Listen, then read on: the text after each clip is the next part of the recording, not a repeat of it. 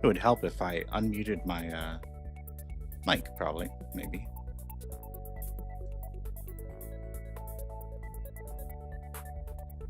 Hey, Infaris, how are you?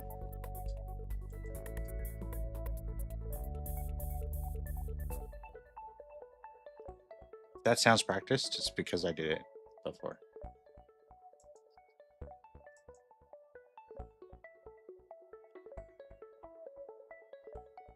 Oh, I don't know if I did this. Let's double check that. Oh, that's awesome. Congrats. That's fantastic. I love that for you. That is so great. I'm doing.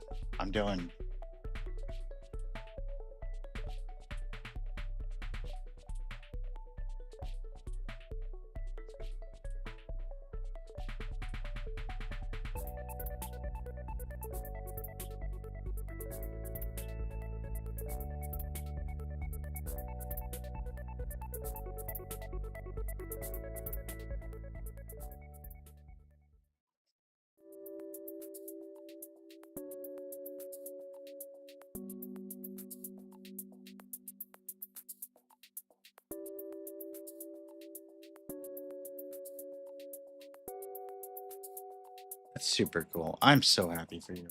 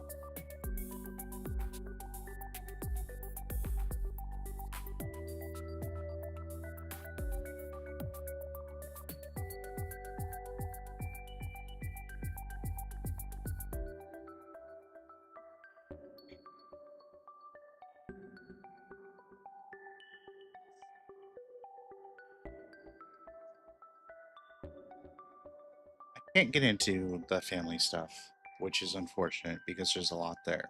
But I've got a lot of family drama going on.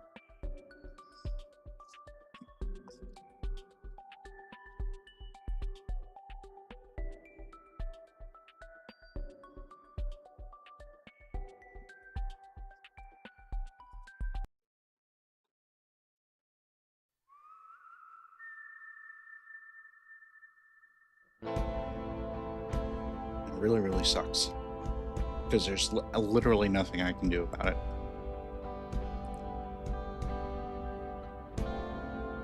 So I can't get into the family drama.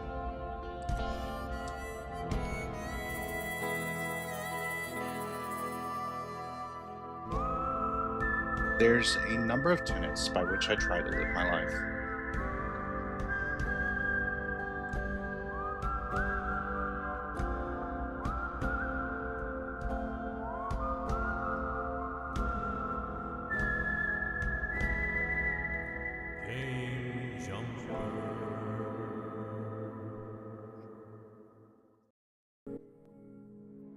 There's a number of tenets by which I try to live my life, and one of those is to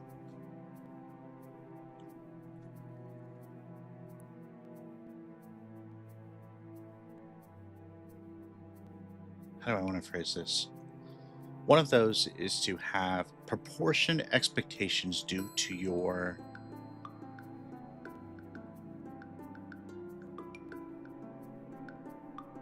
relationship with someone, right? So generally, I'm very, very loose on those. I don't expect really anything of friends. I mean, I think we all live our own lives and everything. We all do our own thing. It's tough. I know that I can always find a listening ear if I need it with those that I'm close with, and I love that. But like beyond that, and even including that to some degree, I don't take it for granted. I take none of it for granted. I don't try to take things for granted ever, right? But I also try to be flexible and open enough that like when it comes down to it, I can be there for others when they, need it, or when they, especially when they want to like make plans or something.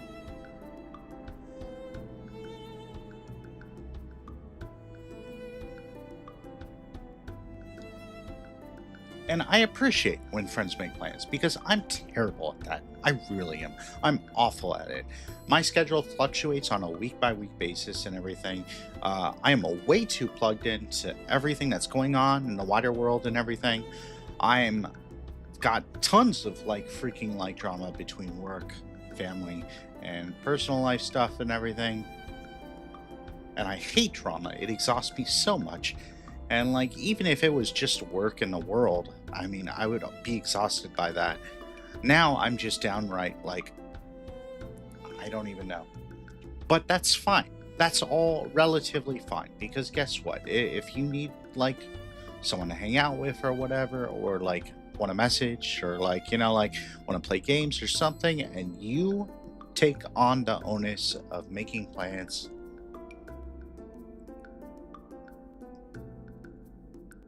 that helps so much with me because then I can just schedule around it. The absolute one thing, and again, no expectations, take nothing for granted. But the one thing is that if you're gonna make plans, I really, really appreciate being specific, not being ambiguous. Like sometime that day, my mom does this to me all the time. She'll be like, "Oh, when's your next day off? I'll call." It's like, okay, great. Do you know what time you'll call? She never does. Not until like 10 minutes before, which I can't schedule around. Like, I just have to leave my whole day open, which is. uh,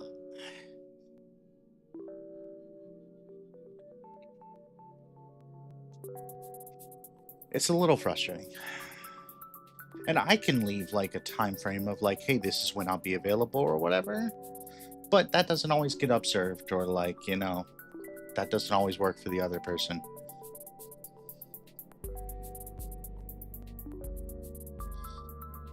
nice, yeah.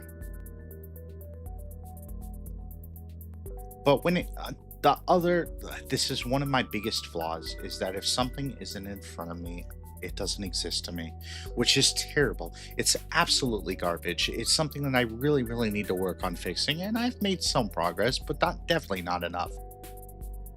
It's definitely like one of my serious biggest flaws, or biggest serious flaws. There we go. So that's why also other people making plans and me being able to schedule around it, put it into my calendar and everything.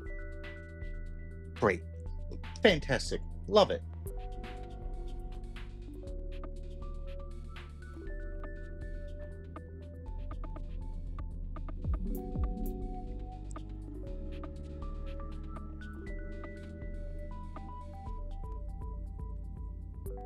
Congrats on first, yeah. But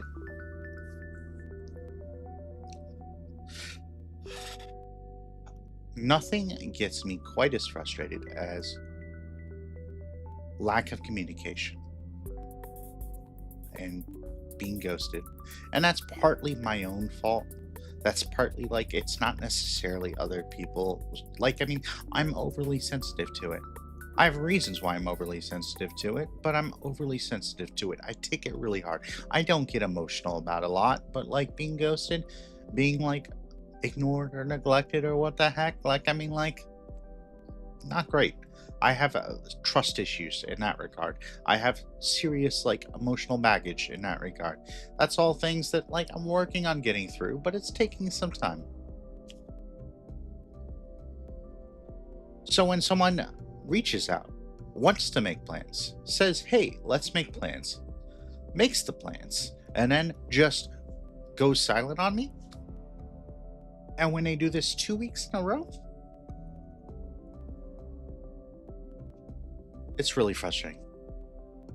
And I don't like subtweeting and everything, so I hope that they don't see this. But like,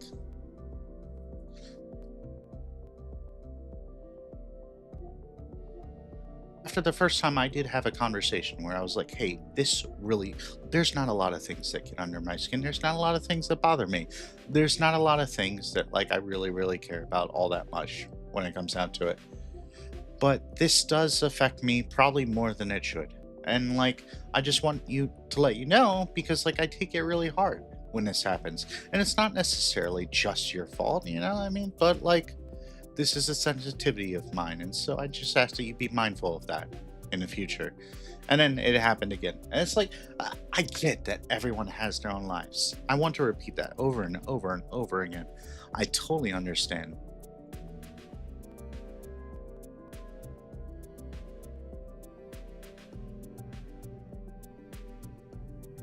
But communicate then. That's all I ask. Like, if you can't make something or whatever, like, I mean, like, just say, hey, like, today's not gonna work. Like, I mean, I'll be disappointed, sure, but like, I don't have expectations of people when it comes down to it. So,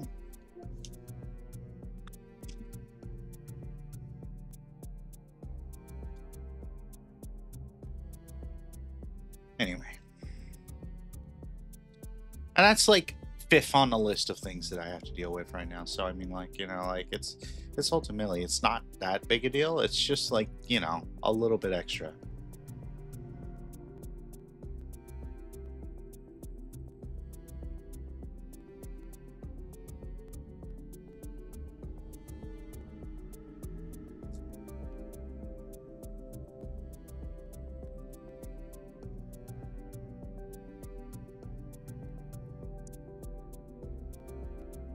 Which ordinarily, I feel like, usually, most of the time,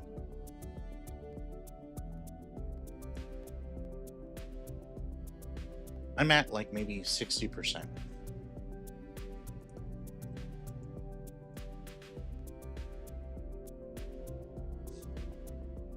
of like what I can handle.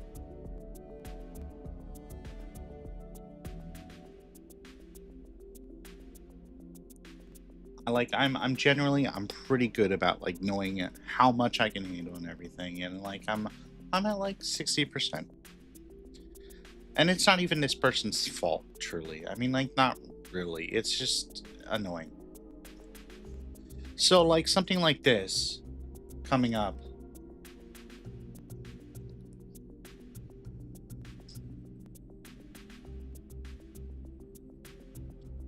is usually fine. It's usually like an additional, like, maybe 5%, maybe 10, but probably like closer to 5. It's like whatever. But lately, I feel like I'm running at like 90. And like, I don't. If I'm a little bit off, that's the difference between breaking and not breaking, right?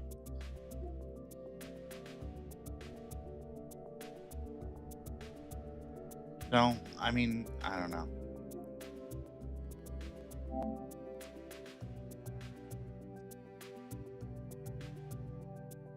Anyway, howdy, I'm DiJaDi, I'm your game jumper. We're gonna play a horror game.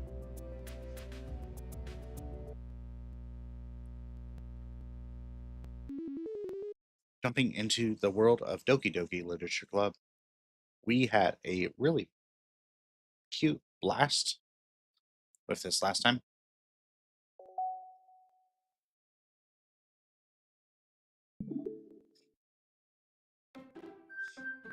No, not being brave at all. Uh, there might be some serious like issues within this.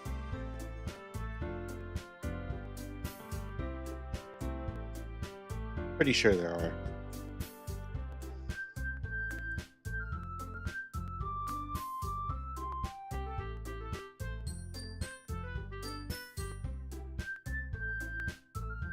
But if it gets too scary, we'll just go ahead, or too depressing, we'll just go ahead and probably game jump. Or, I mean, I don't know, I've got a morning shift, so I mean, like, maybe we'll end early, but probably not.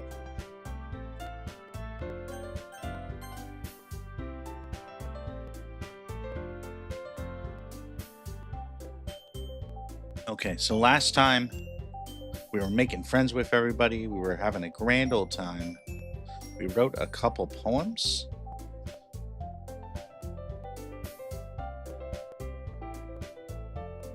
I don't know where those poems went. I feel like I might have lost those poems.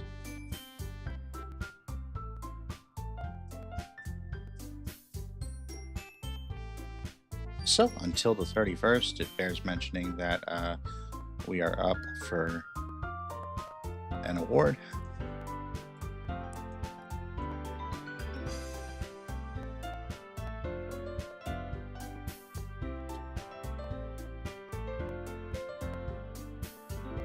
So if you want to vote for me, that's great.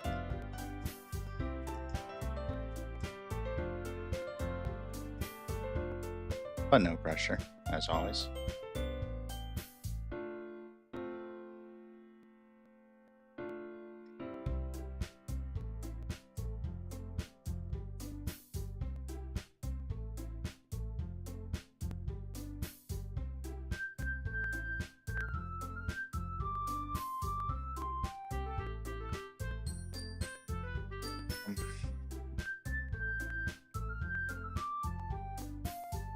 I'm sorry about the rant.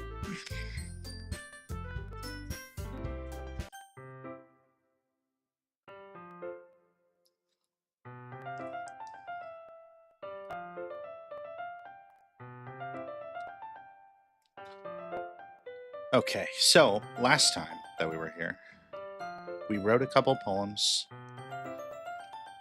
We got to know our classmates better. Our best friend growing up didn't seem too enthused with the idea of us, like, getting to know other people, which seems a little bit controlling and manipulative. But I mean, like, I mean,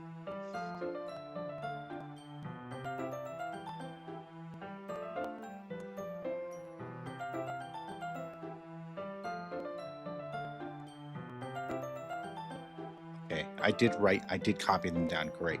Our first two poems.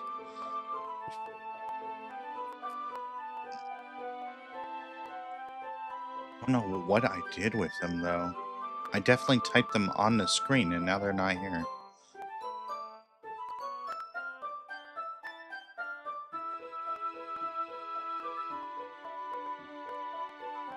We wrote a poem about socks, using the 20 words they gave us, one per line.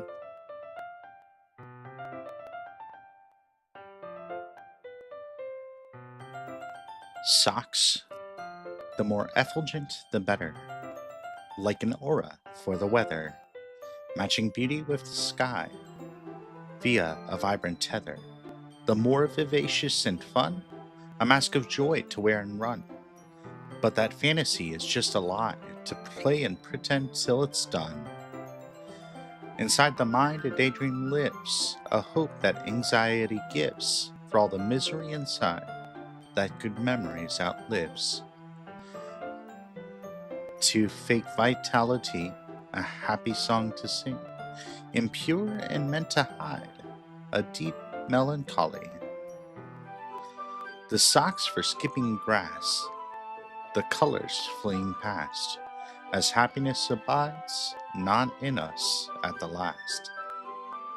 Oof, dark, sad. We were in a mood. But, I mean, this whole month has been a mood, so it is what it is.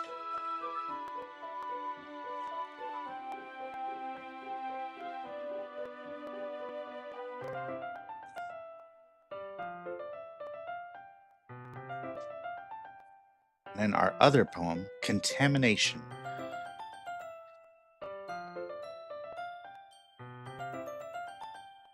Disoriented, I find myself unable to breathe, wondering whether you will acknowledge my existence true.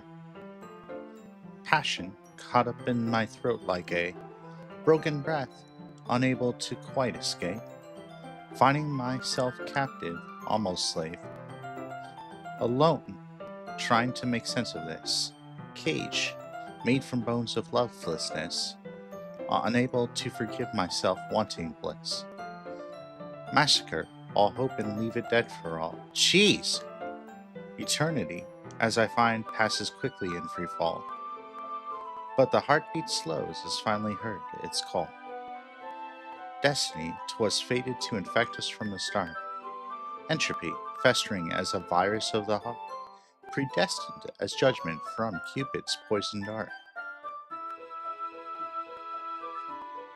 Prayers arriving tardily to be my salvation, vitality foundering as I run out its ration, departure whistle echoing across hope's own train station, empty of everything but your love's radiation, contamination. Jeez, that is a mood, that is a vibe. Okay.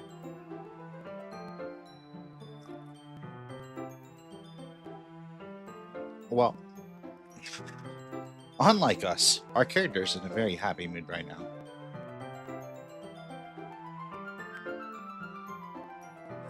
He's making new friends, he's exploring his creative side, he's able to write. Look at that, beautiful. One of the girls is gonna come over to his house to bake cookies with him or something? Cute. Anxiety is shooting through the roof, that's not great.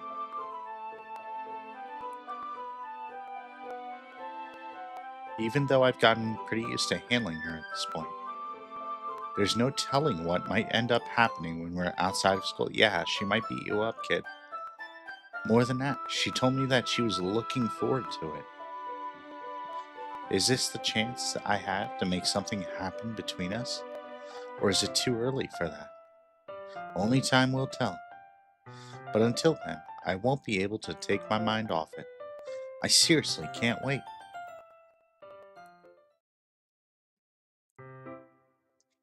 It's already Sunday. Wait, did we not see our friend? Increasingly anxious about Natsuki's visit. No reason to be nervous, but it doesn't help much. I wonder if she'll act any different when it's just the two of us. Meanwhile, she's been texting me a lot. We sent each other one after exchanging numbers to double check, but it turned into conversation. She's almost a different personality on the phone, using tons of emoji and cute language. She also really likes complaining about things. Hey, I can relate to that. But I kind of saw that one coming. But putting Natsuki aside, I haven't heard a thing from Sayori since she left club early the other day. Uh-oh.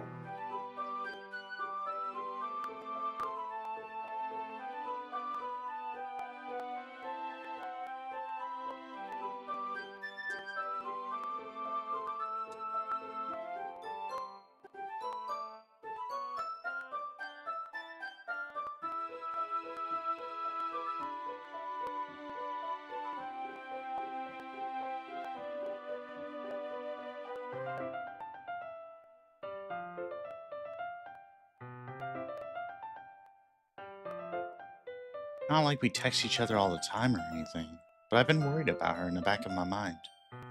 Between what Sayori said and what Monica said, is it really okay for me to put Sayori's feelings aside when she might need me? I decide to visit Sayori before Natsuki comes over. Rather than asking, I simply tell her I'm coming over, much like we've done in the past. Once I reach Sayori's house, I knock on the door before entering it myself. Uh-oh. I'm kind of actually scared. Again, we used to play so often that we made it a habit of simply entering each other's houses like we're family. The house is quiet. Sayori isn't anywhere on the first floor. Oh my gosh, I've got a really bad feeling about this.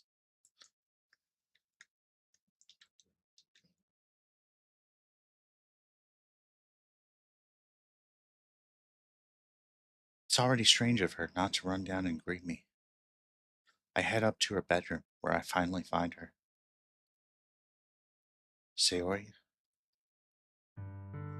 Hi, DiJaDi. Oh my gosh, she's alive. Okay. I sit down in her room.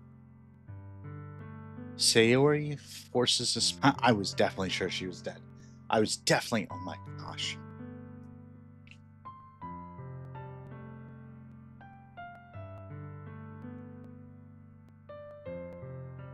It's easy to tell that she's different. There's a moment of silence between us. You haven't come over like this in a long time, have you? Uh, I guess you're right. It has been a long time. Not much has really changed, though, has it? Sayori's room is as messy as it's always been.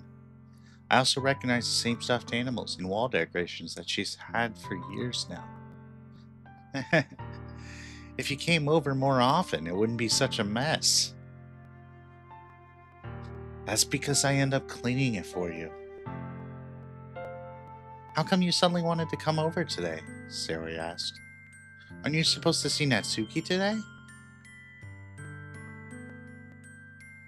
Yeah, but, I responded. Wait, how did you know that? Sayori had already left by the time we decided that last meeting. Monica told me, Sayori told me. It's only natural for her to keep me informed about the festival preparations, right? That's true. But what about you? Aren't you going to be helping Monica today? Of course, Sayori said. But I'm just helping her online. We didn't plan to meet up or anything. So it's just me and Natsuki then. Yeah.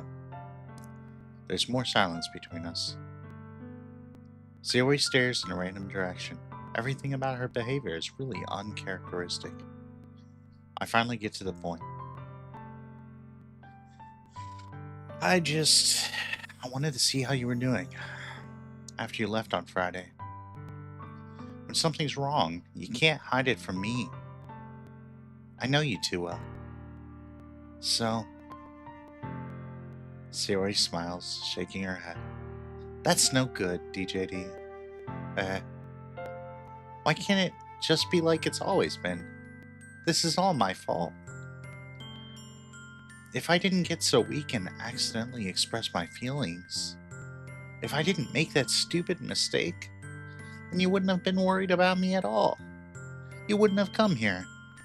You wouldn't have even been thinking about me right now. But this It's just my punishment, isn't it? I'm getting punished for being so selfish. Is she gonna try to kill us? I think that's why the world decided to have you come over today.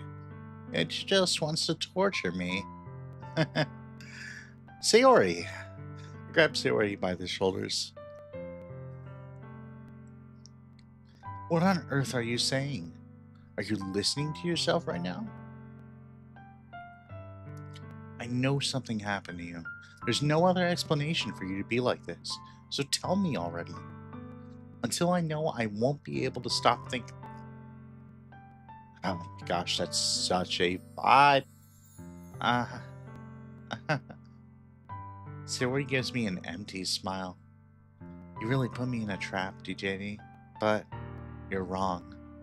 Nothing happened to me. I've always been like this. You're just seeing it for the first time. Seeing what? What are you talking about, Sayori? You're really just going to make me say it, aren't you, DiJaDi? I guess I have no choice this time. The thing is, I'm a demon. Oh, okay. That's actually almost worse. Might be worse. I've had really bad depression my whole life. Did you know that? Why do you think I'm late to school every day? Because most days I can't even find a reason to get out of bed. What reason is there to do anything when I fully know how worthless I am? Why go to school? Why eat? Why make friends? Why make other people put their energy and caring to waste by having them spend it on me? That's what it feels like. And that's why I just want to make everyone happy, without anyone worrying about me. I'm in shock. I can't even figure out how to respond. How is it possible that Sayori kept this from me the entire time that I've known her? Did she really want so badly for me to just not think about her?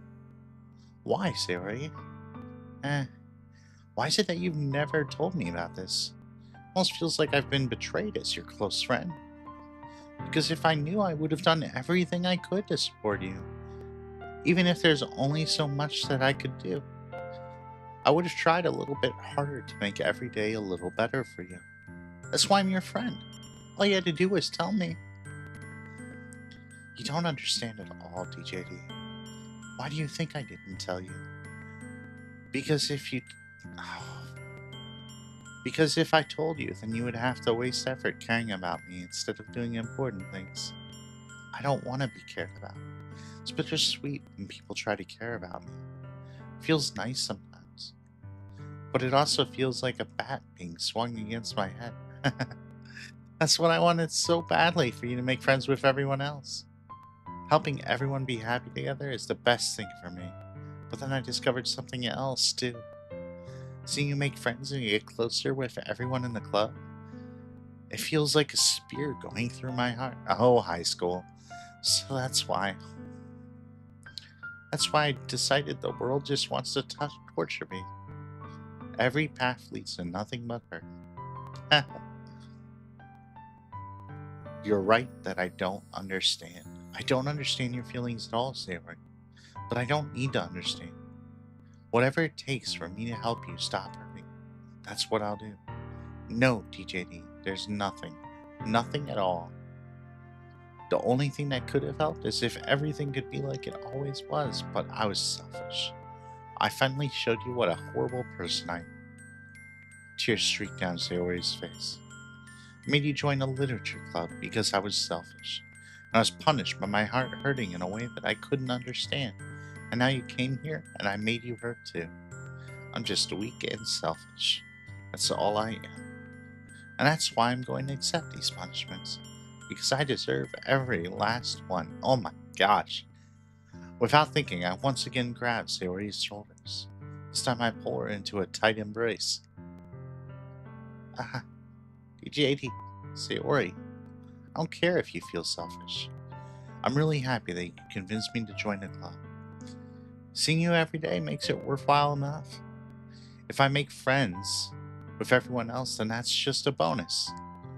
But please, never underestimate how much I care about you. I wouldn't have it any other way.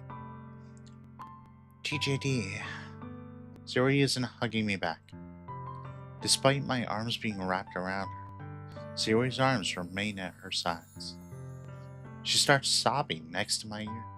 No, don't do this to me. Please don't do this. DiJaDi,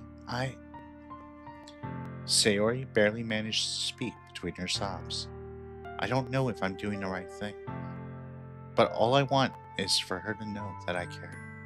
If you have it in you to call yourself selfish, then you have to let me be selfish too. No matter what it takes, I'll figure out what needs to change. I'll make these feelings go away. And if there's anything that you need me to do, then you'd better tell me. I'll get mad if you don't. I don't know. I don't know. I don't know. Gently, Sayori puts her arms around me in return. I don't know anything. It's all really scary. I don't understand any of my feelings, DiJaDi. The only time I'm not feeling nothing is when I'm feeling pain. But your hugs are so warm, and that's really scary too. Sayori lets me go. As she does so, I let her go as well. The festival is tomorrow. Yeah. It's going to be fun, right? Yeah.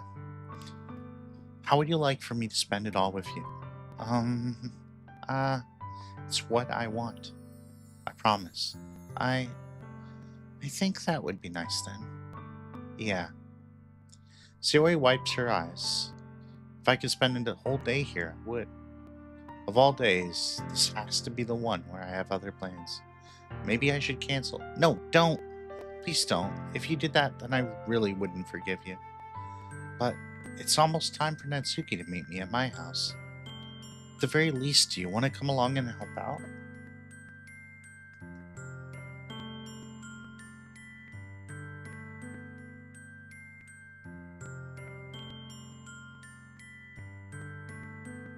I lost audio right now.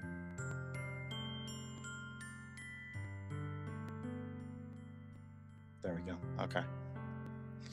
It would be fun. To my surprise, Sayori shakes her head. I'm sorry. I don't know if that would be very good for me. You understand, right?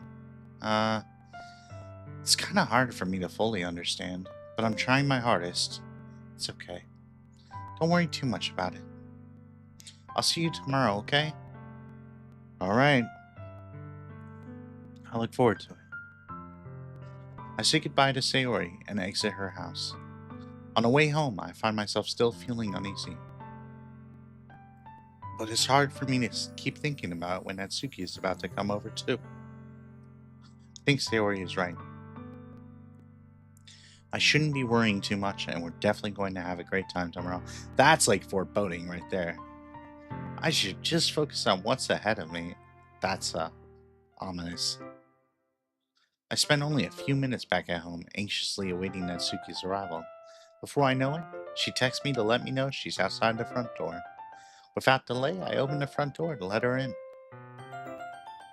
So, hey, I don't know what I was expecting, but seeing Natsuki in something other than her school uniform totally threw me off.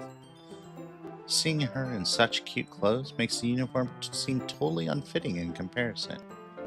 Jeez, don't make it feel so awkward already. It's gonna be a long afternoon, so don't be weird just because you're not used to seeing me outside of school. Anyway, I'm coming in. I see you brought a lot of stuff. Natsuki is carrying a large bag that is probably full of baking supplies. Well, I didn't want to come all this way to find out that your kitchen isn't equipped for the job. You bought everything I asked you to, right? Yeah, I did. Yesterday, Natsuki asked me to buy a bunch of ingredients if I didn't already have them at home. Good. Glad I could count on you to do your part. Well, of course. I'm surprised to hear. I read that kind of snarky, but okay, I guess it wasn't. I'm I'm surprised to hear Natsuki suddenly say that, rather than something snarky like she usually does. Could it be that she's just a little different outside of school? Well, after all? Oh my gosh. Anyway, let's go to the kitchen. What, you're not even gonna offer to take this heavy bag from me? Where's your hospitality, DiJaDi? Come on. Since when did I need to be gentleman? I grab the bag Natsuki holds out to me. Blech. This is ridiculously heavy. I carried that all the way here. Are you impressed? I see now. Yeah, I am impressed, Natsuki. It seems like I always underestimate you. It's because I'm so small, isn't it? You jerk. Natsuki hits a fist into my chest. Hey, your size has nothing to do with it. Do you really hate being small that much? Eh, um, it's not like I hate it. I mean, sometimes I like proving people wrong when they think I'm only worth my size. It's fun when I get to be small and also better than them. But, jeez, never mind. What are you making me say? Don't think you can make me talk about weird things just because we're not at school. Are we getting started or what? There's a lot of stuff I gotta teach you. What? That's a little bit more like you. You're more fun when you just speak your mind like that. Hey! Now you are treating me like a kid. I was just trying to be a little nicer to you, you know? And because I don't have a mature and sexy figure like Yuri doesn't mean you should treat me like a... Natsuki catches her words and her face turns red. Natsuki, forget it. I didn't say anything. I should apologize. I appreciate that you were trying to be nicer. You should have been a little more considerate too. But also, if that's what you're thinking, you should know that there are tons of guys who are no body types like yours. How would you know that anyway? Just trust me on this one. Gross. Hey, was that to me? Who else? Man, let's just get started already. You get all sour when a girl calls you gross. I finally found your weakness, DiJaDi. Natsuki smiles deviously. I feel like I should have chosen a different name for my character. Can we do that still? Hang on. Please spare me. Well, Natsuki decides to dish out more insults like that. There's no way I'm not finding out. But she's satisfied enough for now. Finally starting to pull things out of her bag so we can get started. Before long, the whole kitchen is a mess. Spoons, dirty bowls, flowers, spilled fluid, and plastic bags are strewn about every countertop. The mixer is big enough to make all the batter at once, so we've had to do it several times. Meanwhile, Natsuki is babysitting all of my movements to make sure I don't mess up her precious bacon. DiJaDi, where did you put the food coloring? The batter's going in the oven soon, and so I need to fill the trays. I think it's still in the bag next to the table. What are you using it for? To color the batter, of course. I'm making each tray a different color. That way, even if the flavors aren't different, people can still pick their favorite. Aw, that's a cute idea. Are we doing anything like that with the icing? Do you want to? You're asking me? I don't really have a preference, so come on. You're not putting any heart into this at all. Can't you at least try to have fun? I'm having fun. I'm not really sure what Natsuki is trying to get out of me. Meanwhile, I see her separate the batter into smaller bowls, put a few drops of food coloring in each. Ah, that does look pretty cool. See? It's not like baking is just about following instructions. Presentation is where you get to be creative and have the most fun. It's a million times more worth it in the end if just looking at it makes everyone's eyes lighten up. Like the ones you made on my first day, huh? I recall Natsuki proudly presenting her cat-shaped cupcakes, and Sayori and Monika's delighted expressions. I wonder if I can make Natsuki proud like that too. Yeah, maybe I will use the food coloring now. Wait, we were going to use the icing. Wait a second. Did we just forget what we were doing?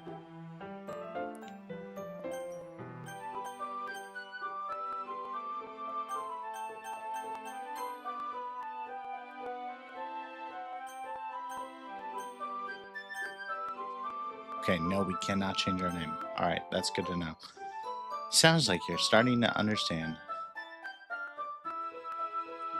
Just make sure you completely finish mixing the icing before you mess with the food coloring. Yeah, it's getting there. Okay. So we're using the food coloring on the icing to make the icing different colors. Okay, got it. All right.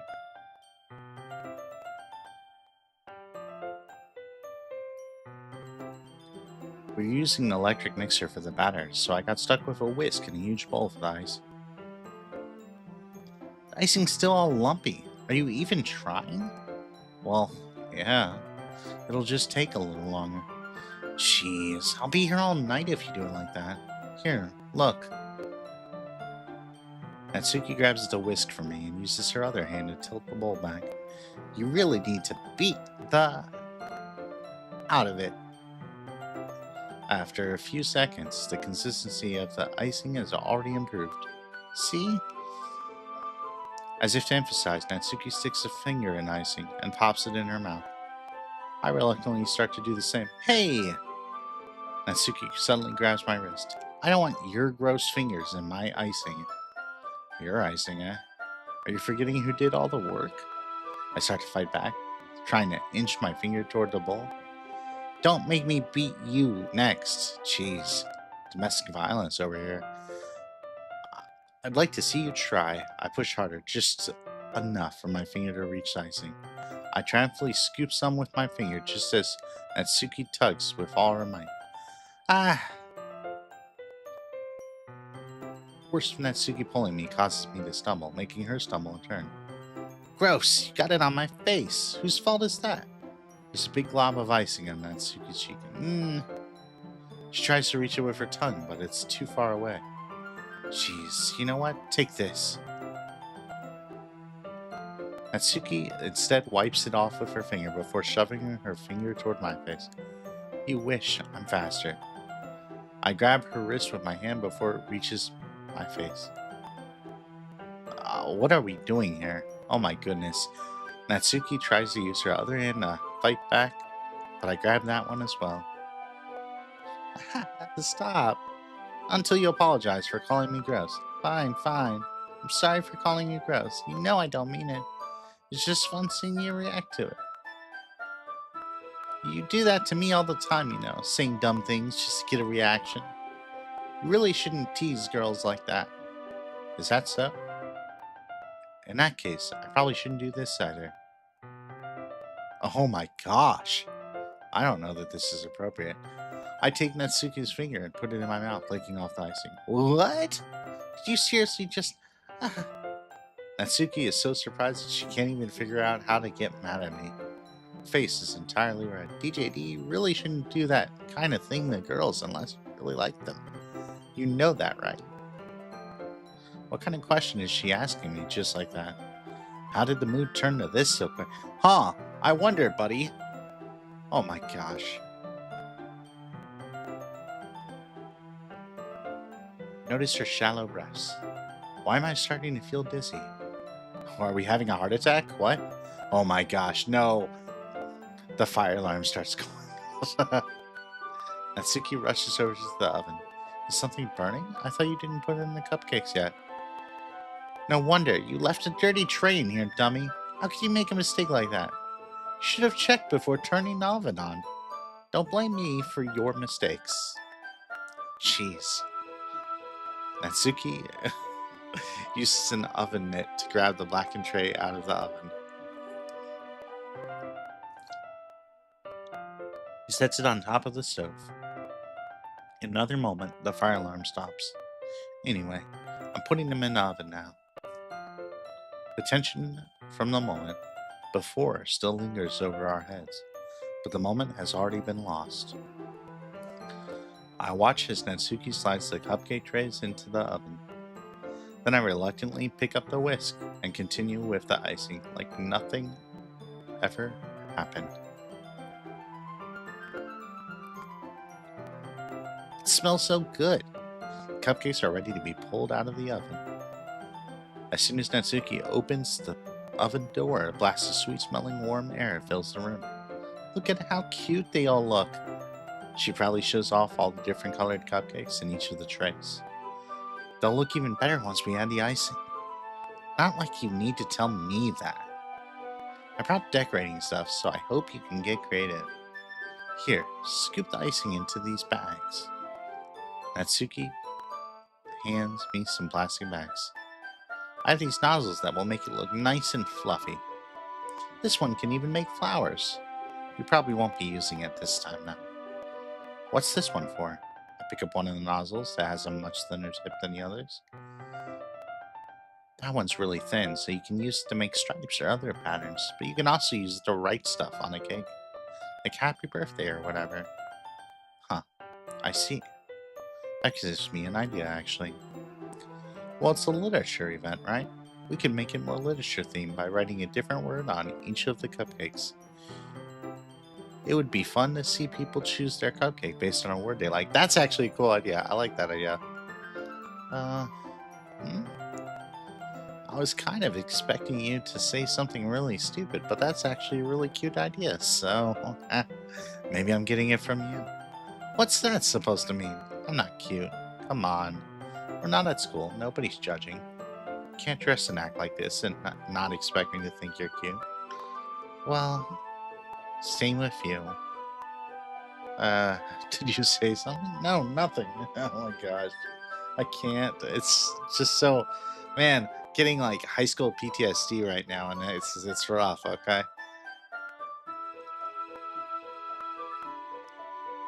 Natsuki picks up the pace and fastens a nozzle onto each of the bags. There's a lot to do, so we shouldn't be wasting time. Here, I'll show you how to do it. Without giving me a chance to think about before, Natsuki quickly moves on. She shows me how to apply the icing, and then we each get to work. We're finally finished. Natsuki puts them all side by side to admire our work. Look at how pretty they are together. Yeah, they are, aren't they? I wish that I could have one now. Well, there's no reason you can't, right? I don't see any harm in that. Well, yeah, but my dad's making dinner tonight, so I really need to save my appetite. Sayori's the exact opposite in that regard. If she was here, we'd probably be down 10 cupcakes already. She would still eat dinner. Come on, that's just unhealthy. Besides, when my dad cooks, I need to eat as much of it as I can. Well, anyway, I was hoping we would have time for manga, but I need to be home for dinner. Ah, already? That's a shame. It's your fault for working so slowly. You should have thought about that. It's not like you'll always have this chance. Man. As usual, Natsuki places the blame on me. You can bring the cupcakes tomorrow, right? If you and Sayori each carry some, you can probably do it in one trip. Yeah, I can do that. Don't worry, I won't let her eat any. I wish she would listen to me the way she listens to you. Yeah. I again think back to the conversation I had with Sayori earlier today. I felt so helpless. Sayori always does listen to me, but at that point, it felt like she couldn't listen to me at all. Okay, I'm all packed up. Good work today. You too. I'll walk you out, I guess. Just like that, Natsuki is already about to leave. Feels like the afternoon went by in a flash. More than that, did I even take the opportunity to get closer to her like I wanted? Well, I guess I'll be off then. Thanks for all the help and everything. I'll see you tomorrow. Wait, Natsuki. Eh, what you said before about not always having this chance, it doesn't have to be that way at all. I had fun today. You showed me how fun baking can be, like you wanted. But aside from that, you can come over anytime, okay? I think that if possible, I'd like to spend more time like this. If you want to read manga or go out somewhere, do you really mean that? Natsuki looks at me tensely, like she's trying to hide her expression. Yeah, I want to spend more time with DiJaDi. I thought you only cared about getting this done. I'm sorry I had to leave so early today. I really didn't want to. I would really stay here longer if I could. I feel the same way as you, so. Natsuki suddenly gets closer to me. Wait, Natsuki. Standing inches from me, Natsuki looks up to me. I feel her fingers gently clutch at the sides of my shirt as if holding on to me. Her rose-colored cheeks and matching eyes fill my vision, along with her slightly parted lips. What is happening? My head starts to go. Why did the music cut out? What? Oh my gosh. My head starts to go dizzy as I feel her soft breast against me. I felt it for a while now. We've only known each other like 2 weeks. Oh my gosh. Natsuki suddenly jumps back. Sayori? Ah, ah, hi, DiJaDi. Sayori. Just now we weren't. It's okay, DiJaDi. I just stopped to say hi. Well, you should have come a little earlier. I'm already on my way out. Aw, that's too bad. Yeah, well, I'll still see you at the festival tomorrow, so it's fine. Just don't eat any cupcakes before then. Oh my gosh, why did the music cut out? I can't. Anyway, later, clearly flustered, Natsuki hurries off. And Sayori waves goodbye. Sayori, I thought you didn't want to come over today. Well, I tried staying in my room, but my imagination was being really mean to me. So I had to come here and see it for myself. See what? What are you talking about? You know, how much fun you were having with Natsuki and how close you got to her. It makes me really happy that you've made such good friends. That's all that matters to me. Tears start to fall on Sayori's face. That's all that matters to me. Why am I feeling this way, DiJaDi? I'm supposed to be happy for you. Why does it feel like my heart is splitting in half? It hurts so much. Everything hurts so much. This would be so much better if I could just disappear. Sayori, don't say that. It's true, DJ. If I wasn't here, then you wouldn't have to waste your sympathy on me. You wouldn't have to put up with me being selfish. Monaco's right. I should just... Monica? Monica was right about what? Sayori, what I said before is true. I'm not going to let this continue. Wait, what did Monica say? Wait a second, what? Twist. Caring about you like this isn't the burden your mind is making it out to be. It's something that makes me happy. It's something that I wouldn't trade for anything else. So even if it takes an entire lifetime, I'm going to be by your side until you don't feel any more pain. But I put my hand on her shoulder to reassure you. I'm scared, DiJaDi. I'm really scared. What are you scared of, Sayori? I'm scared that I might like you more than you like me. Sayori, it's true. I was weak and I started to like you too much. I did this to myself. I like you so much that I want to die. That's how I feel. Oh my gosh. And that's enough, Sam. I don't want you to hurt anymore. I slide my hand down Sayori's arm and squeeze her hand in my own. Do you remember how I said I always know what's best for you? Do you still believe me? Wordlessly, Sayori nods. Even if you don't understand all your own feelings. I know what you need the most right now, and that's what I'm going to give to you. Oh my gosh. Oh my goodness. I don't like having to choose.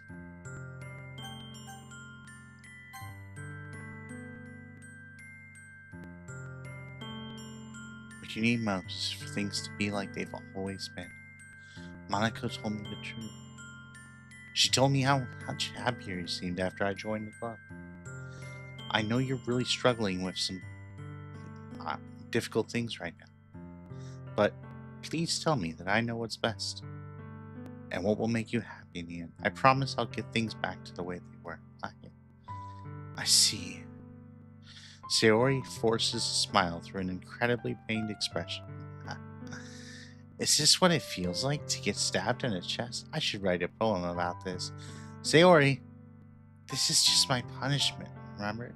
For being so selfish, so please don't worry about these stupid feelings. I know you're right. I knew this whole time that there's no happiness down that path. That's why I came here, just so I could get the answer I needed to hear. And the other thing, you're also right, that I just wanted to go back to the way it was. I realize that now. You really do know me better than anyone. I'll trust you with anything. Anything at all, so... All of a sudden, she turns around and drops to her knees. Ah! She screams as loudly as she can. I'm so shocked. I don't know how to react. Sayori looks over her shoulder and flashes me one more weak smile before turning around and running off.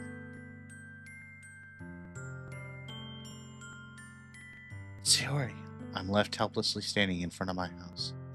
Why am I feeling so horrible about this? There's nothing more that I could have done. The most I can do is support Sayori through her feelings and help her on the path that's right. But I'm having as much trouble understanding Sayori's feelings as she is. Even though I can comfort her, I keep on wondering if I should be doing something more or something different. I know these things will continue to plague me until things are back to the way they were. I'm going to give it everything I've got.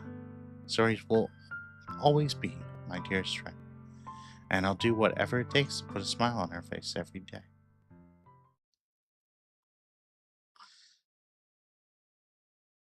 Okay.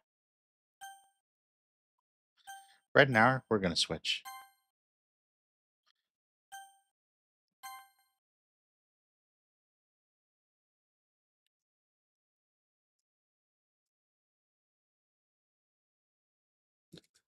My voice is hurting, and yeah, we're just going to switch.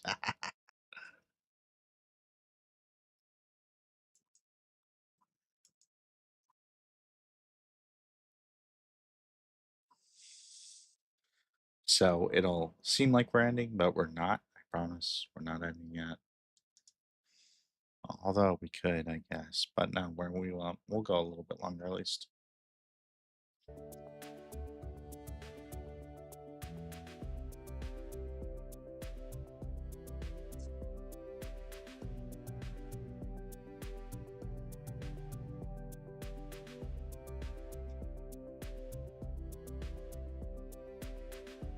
And then we are gonna end and restart the YouTube stream